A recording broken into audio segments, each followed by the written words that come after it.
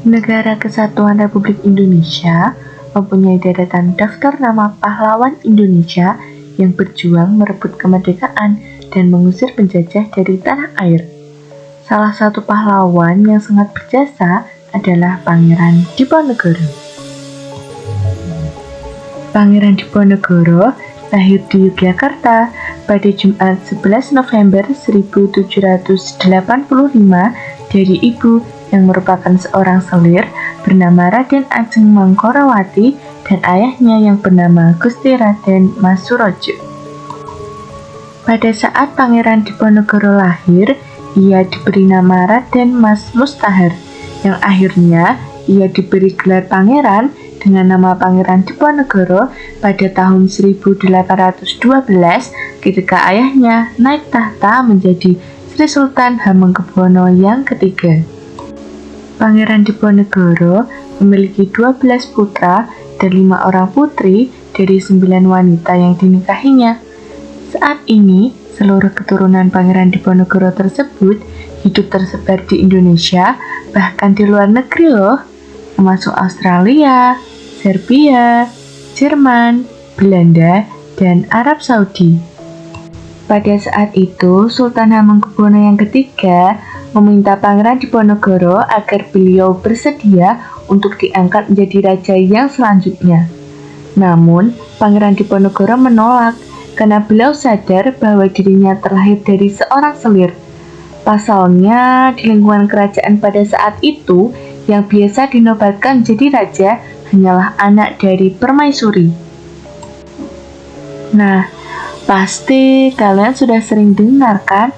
Kalau Pangeran Diponegoro adalah tokoh penting dalam terjadinya Perang Jawa atau yang sering disebut dengan Perang Diponegoro. Perang tersebut terjadi sekitar tahun 1825 sampai tahun 1830. Perang Jawa menjadi salah satu bagian perubahan yang besar di dunia pada akhir abad ke-18 dan awal abad ke-19.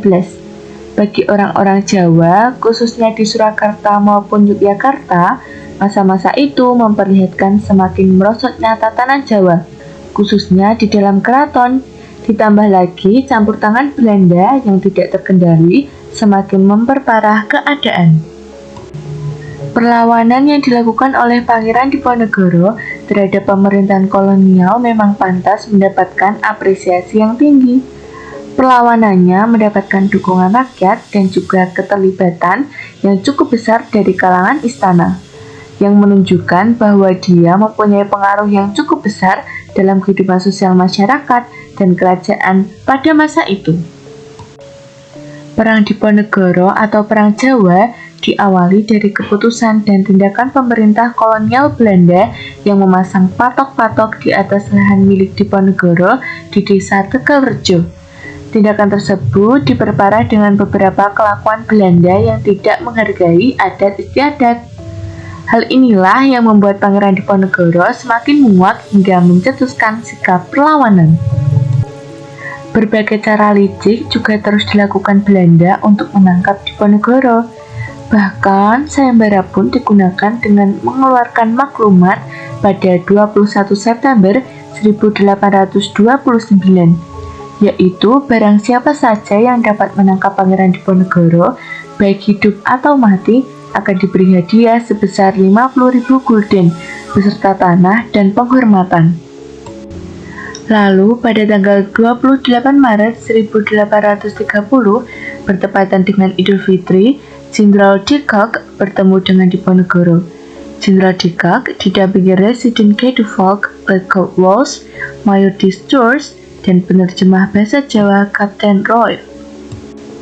Sedangkan Pangeran Diponegoro didampingi ketiga putranya, penasihat agama, 2 punakawan, dan Panglima Mertanegara.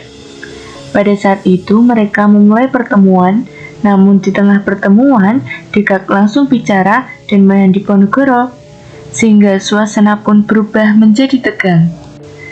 Akhirnya, Pangeran Diponegoro bersedia menyerahkan diri dengan syarat sisa anggota laskernya dilepaskan.